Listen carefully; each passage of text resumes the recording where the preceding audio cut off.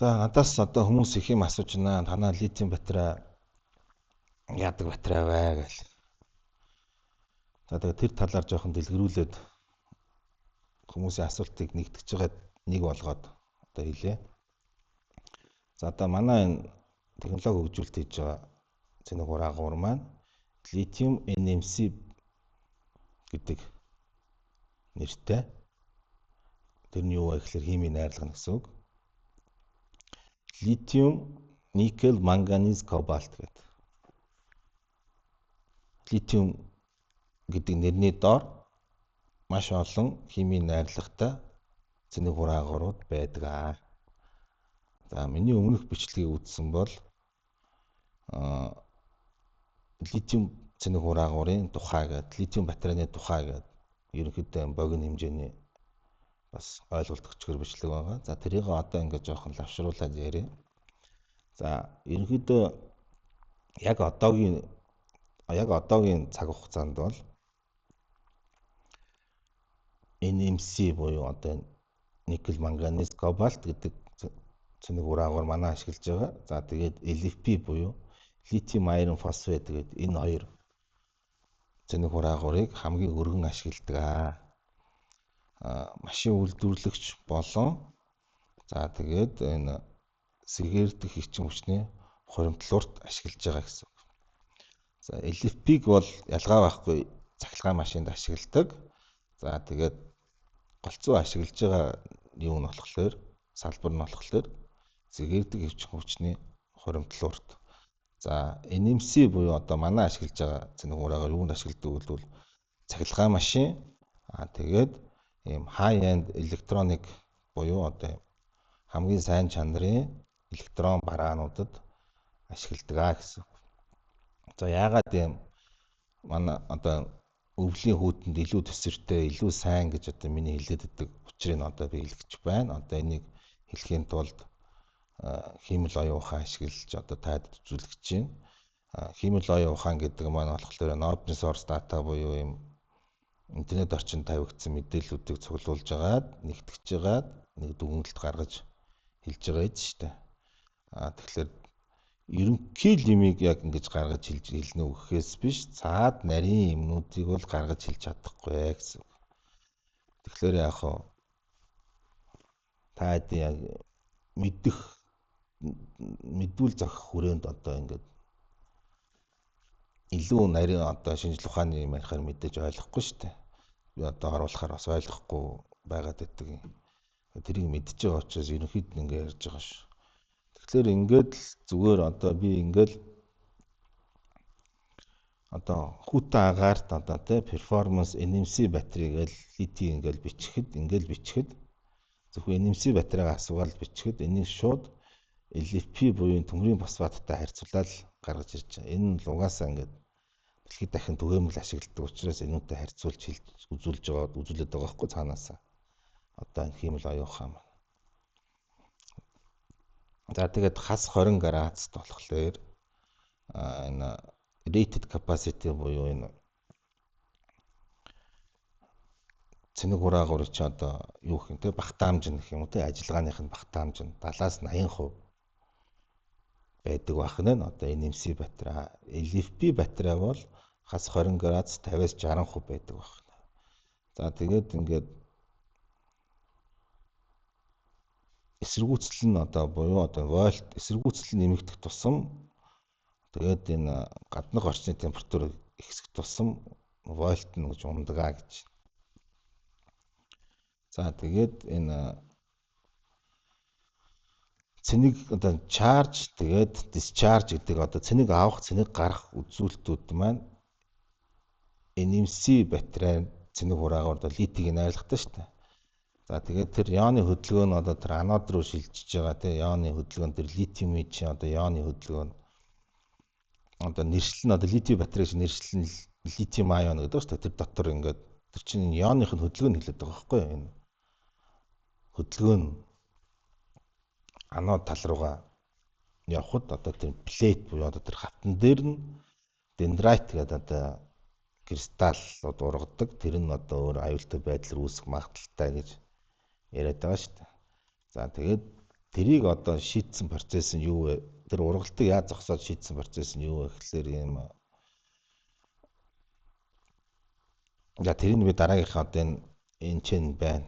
Энийг би дараа нь хэлье. За тэгээд за тийм юм руу аваач аюултай байдал үүсэх магадaltaй. За тэгээд мэдээж одоо батарейны компьютер, цэник хугацааны компьютер тэ battery management system нь ерөнхийд нь энийг блоклдог. Тэгээд энэ цэник авалт бол энэ хүүтэн градус цэник авалтыг тохируулдаг гэж байна. За тэгээд яагаад энэ NMC батарей LFP батарейнаас илүү юм бэ гэхлээр тэр кристалл одоо юм давхарга олон мембран давхаргатай учраас тэр нэгт кристалл чи ургалт нь бас хязгаарлаад өгч чинь хоёрт тэр electrolyte chemistry буюу тэр нь одоо хамаагүй хүүтэн нөхцөлд илүү байдаг гэдэг. Тэрийг хэлсэн байна. Тэр нь юу юм гэхлээр ion mobility буюу одоо тэр ионуудын хөдөлгөөн нь илүү сайн, илүү өргөн талбайг хамардаг учраас сайн одоо тийм. Тэгээд тэр electrolyte нь болохоор одоо ингэж штэ. Тэр шингэн маань өөрөө хүүтэнд болохоор юм сироп хэлбэртэй болчдөг гэж байгаа байхгүй юу? За огт бас хөлддөг байх нь шүү дээ. Огт 100% хөлддөг байх нь. За тэгээд эсэргүүцэл дотоод эсэргүүцэл нь энэ хамаагүй LFP батарейг бодвол хүүтэн агаарт хамаагүй бага гэж.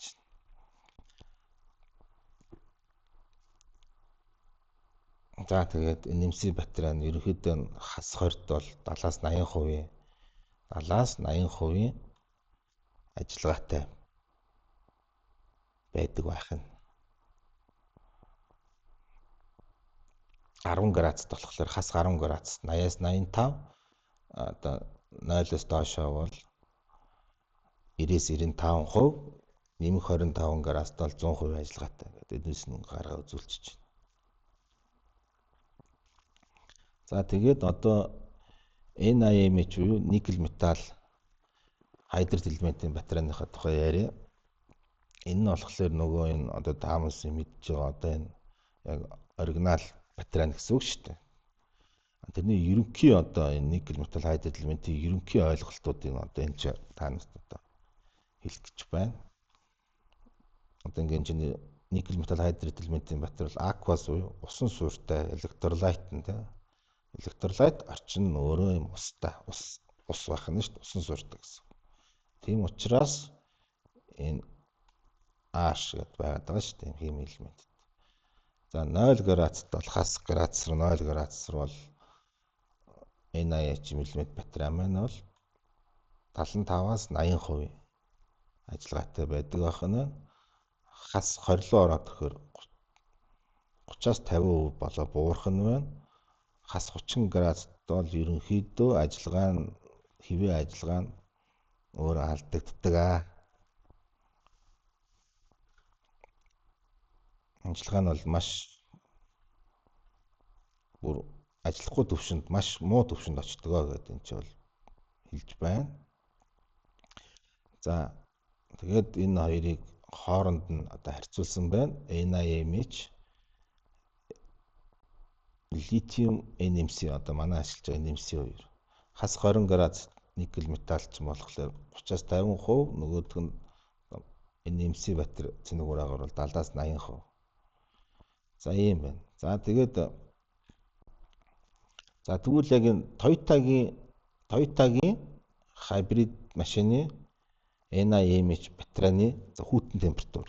За энэ нь болохоор ерөнхий NIMH элементийн ерөнхий үзүүлэлт тийм. Дөнгөж Toyota-гийн машинд хэрэглэгдэж байгаа NIMH элементийн батарейны үзүүлэлт нь бас ерөнхий үзүүлэлтийг илүү сайжруулж хийгдсэн байх нь. Ерөнхийдөө бол operating floor нь бол одоо хамгийн доод түвшин нь болохоор хас 30 градус байдаг байна. За тэгээд real world winter behavior. За бодит амьдрал дээр ерөнхийдөө бол яадаг вэ гэдэг нь бол одоо энэ ч битсэн байна. Өвлийн нөхцөлд одоо бензин их идэт байна гэдэг байгаа шүү дээ. Тэр чинь угаасаа машиных нь өөрийнх нь програм хангамж тэр хийцэл одоо ажиллагаа нь угаасаа тэгээ хийгдсэн гэсэн. Тэгээд угаасаа тэгээ хийгдсэн гэсэн. Тэр нь юу вэ гэхээр энэ delayed hybrid effect гэж байна. Хоцорч одоо хибрид одоо ажиллагаа нь бол хибридийн ажиллагаанд хоцорох нь байна. Голцоо бензин мотор маань ийм ажиллагаанд байнга ордог байх нь. За тэгээд энэ нь өөрөө нөгөө EV мод руугаа тий шилжих нь багасдаг гэсэн үг. Хизээ EV мод руугаа ингээд шилжээд нөгөө бензин мотор ч амрах нөхцөл нь үүсдэг вэ гэхлээр ерөнхийдөө 0-оос нэмэх 5-ын хооронд үүсдэг. За мэдээж энэ хоёрын хооронд нөгөө цэник хураагуур маань халтлаа. Вольт нь ундаг байх нь шүү дээ. Тэг ингэж шүү дээ. Одоо вольт тэгээд өөр юу гэж вэ? Явж иж илүү халдаг гэж байгаа байхгүй юу? Машин чи өөрөө явж иж энэ чи илүү хална гэж байгаа юм чи. Явж иж илүү хална гэсэн.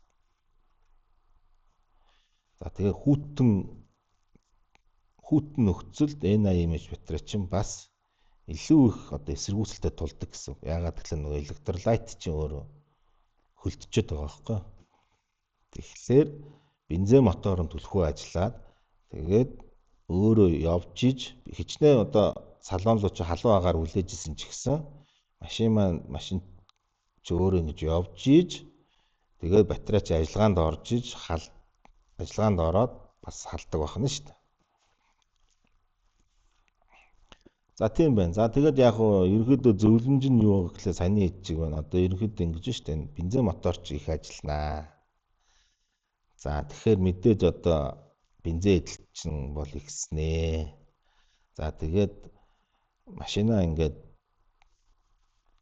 циклийн ажиллагаанд оруулж цэник авал цэник гаргалтыг ажилуулж иж тэгжиж одоо тэгтээ унахтаа машинаа энэ driven gently гэж байгаа шүү. Энэ нөгөө машинаа нэг хүчлэхгүйгээр аль болох хүчлэхгүй унаа. Тэгэхээр унж иж тэр хугацаанд батарей цэник хураагуурч ажиллагаанд орж иж өөрөө халж иж тэгжиж нөгөө нэмэх градус руугаа ороод ирэхээр цэник хураагуурч ерөнхийдөө ажиллагаанд ороод цааш одоо хугацаа уртсах тусам өшөө халах нь шүү дээ. Тэгээд хэвийн болно гэсэн утгатай. За яа. За тэгээд энэ intake keep одоо миний одоо хэлээд байгаа нөгөө keep intake clear гэж байгаа. Одоо нөгөө цэник хураагуурч одоо агаар сэлгэл чинь салоноос одоо бүгд авч байгаа шүү дээ. Хойд суудлын арыг хажууд байдаг. Эсвэл хойд суудлын чинь доор байгаа тийм. Тэрийг бас битгий бүгэлж болохгүй шүү. Агаар урсгалын сайн байлгаа. Яагаад гэж хэлээд байгаа юм гэхэлэр салон чинь ингээд өвөл пара халуун агаараа тавиад халааж байгаа шүү дээ. Халаад ирэхэд тэр халуун агаар чинь бас тэрүүгээр дамжаад ороод бас батарейгаа халаах нь шүү дээ тэрүүгээрч. Тэр сенс чинь ганцхан хөргөх биш өвлийн нөхцөлд бас салон дотор байгаа агаараа чинь угаасаа урсгалын зав явагдаж байгаа шүү дээ. Тэгэхээр бас цэник хураагаараа халаадаг байх. За тэгээд мэдээж нөгөө MPG буюу одоо нөгөө бензин эдэлт чинь бол 20-30% өснөө л. За тэгээд хүмүүс бол өвлийн нөхцөлд бол нөгөө радиаторын урд картон цаас мас ингээд урдуур ингээд радиаторыг хаагаад идэв шүү дээ нөгөө машинаасаа халуун агаараа барихын тулд. За тэр чинь мэдээж бас хэрэгтэй байх нь байна. За тийм байна. За тэгээ өөр бас нэг юмнууд байна. Одоо би энэ цэник хураагаартай холбоотой вольт, ампер хоёрыг бас та нарт хэлж өгье. Одоо зарим хүмүүс бол надаас асуугаад байгаа. Гадуур зарим хүмүүс одоо иж эдийн багаж тоног төхөөрөмжтэй, иж эдийн одоо тоног төхөөрөмжтэй гэдэг байгаа байхгүй.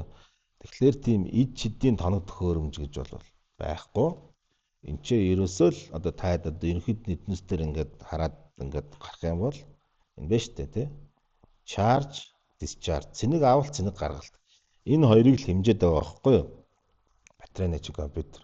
Тэгэхээр өөр янз бүрийн тоног төхөөрөмж ашиглаад хэмжих нь вэ шүү дээ. Батарейг одоо сайн байна уу, муу байна уу? Тэгэхээр ерөнхийдөө Гадуур бол одоо ампер гэж юм мэддэг байхад ампер гэж юм байдаг юм аа. Юм төхөөрөмжүүд байдаг гэдэг нь бол дээрээ би хэлээд өгсөн. Тэгэхээр одоо 9 шидийн төхөөрөмж авчираад тэгээд одоо хэмждэг. Тэр нь юу хэмждэг вэ гэхээр ампер, вольт хоёроо л хэмжинэ. Тэгэхээр одоо вольт, ампер эсэргүүцэл resistance гэдэг юм одоо ойлгох хэрэгтэй байгаад байна. Өмнөх бичлэгүүдээр гарсан шүү дээ. Би вольт гэдэг хэлж өгсөн. Вольт гэдэг юу вэ гэхээр ерөнхийдөө даралт. Цахилгааны даралт гэж ойлгочих. Вольт гэдэг нь яг цэник хураагуур дээр бол тий цахилгааны даралт. За тэгээд гүйдэл гэдэг маань өөрөө ампер. За тэгээд resistance буюу одоо тэр садаа болоод байна шүү дээ тий яонуудын хөдөлгөөнд химийн уруул явагдах. За тэгээд resistance гэдгээ ерөнхийдөө усныхаа хоолойг ойлгож усны хоолой. За вольт гэдэг усны даралт гэж ойлгож байгаа. Тэнгүүт усны урсгалын ампер гэж ойлгож байгаа. Тэнгүүт тэр ус урсж байгаа хоолойг одоо эсэргүүцэл гэж ойлгож байгаа. Тэр хоолой жижигрэх тусам их эсэргүүцэлтэй туулна, томрох тусам бага эсэргүүцэлтэй туулна. Тэрний хооронд тэр гүйж байгаа усны урсгалыг ампер гэж байгаа. Усны урсгалыг хэмжих нь ампер гэж байгаа. Тэгэхээр баахан цэник янз бүрийн төхөөрөмж ашиглаад баахан цэнгэлж чаарж буюу цэнгэлж хагаад одоо ро буюу юм түүхий те энэ түүхий одоо ингээд цэнгэлтээр ингээд цэнгэлж хагаад баахан энерги хөндлүүлж байгаа гэсэн үг шүү дээ. Хүчээр ро буюу түүхий те тэнгүүтээ буцаагаад цэнигээ гаргаж байгааг нь хэмжээд за тэгээд нөгөө нэг тэн дээр байгаа нэг програм мэдээж байж таарна шүү дээ. Тэр нь тэгээд энэ 4000, 5000, 6000 миллиампер цаг байна. Ампер цагийн мянганы найрамшлалтаар хуваахаар миллиампер цаг гэж гарч ирнэ. Тэгэхээр capacity нь миллиампер цаг. За тэгэхээр одоо энэ нь одоо ингээ сайн би хэмжигдсэн сайн гэдэг. Тийм л юм яриад байгаа шүү дээ. За энэ бол ерөнхий тийм юм ярьж байгаа. Тэгэхээр энэ яг зоосны хоёр тал байхгүй юу? Тэр төхөөрөмжийг нэг газраас худалдаж авч байгаа шүү дээ. Тэгэхээр манайхан яадаг голцсон YouTube үзэж байгаа шүү дээ. YouTube үзээд тэр нөхдүүдээс холбогдоод худалдаж авч байгаа. Нөгөөдүүл нь ингээд никелтэй тийм химийн найрлагатай. Энүүнд нь зориулаад ийм ийдсэн. Одоо энэ цэник хураагуур ингэж ажилтдаг ийм ингээд сайхан болно гэдэг. Одоо нөгөө манай хэд чинь гулигтаад төхөөрөмж зарчлаа шүү дээ. Гулигдагч байх уу? Ерөнхийдөө яг онлон тийм байгаад байгаа юм чи ерөнхий онол шүү. Тэнгүүд авлаа нөгөө задаргааны буюу энэ Японоос ирж байгаа хуучин батарей байгаа шүү дээ. Тэднүүсийг чи авч худалдаж аваад одоо энэ цэнийг гаргаад ингээд юм циклүүд хийгээд тэгээд нөгөө төхөөрөмжн дээр нь ингээд тэдэн ампергээ гараад ирэхээр сайн гэж бодоод тайдад зарж байгаа. Тэгсэн одоо авж байгаа тэр цэник хураагуурыг авж байгаа хүн нь болохоор энгийн хэрэглэгч нар хүмүүстэй иргэд аваад ингээ хэмжигдсэн сайн батарей гэж ойлгоно. Тэнгүүд нөгөө нэг тайдад зарсан тэр нөгөө засварын одоо тий батарей засвар гэдэг тустай юм байхад тэр батарей засварын нөхдүүд өөрсдөө тэр төхөөрөмжөө нөгөө авахтаа өөр нөгөө цаад гадныхантайгаа бас ингээд сайн гээ авцсан. Ингээд дис дарааллаар ингээд нэгнийгаа ерөнхийдөө хөөрхөө монжиж байгаа байхгүй юу. Тэгээд яг ингээд бодох юм бол зоосны хоёр тал.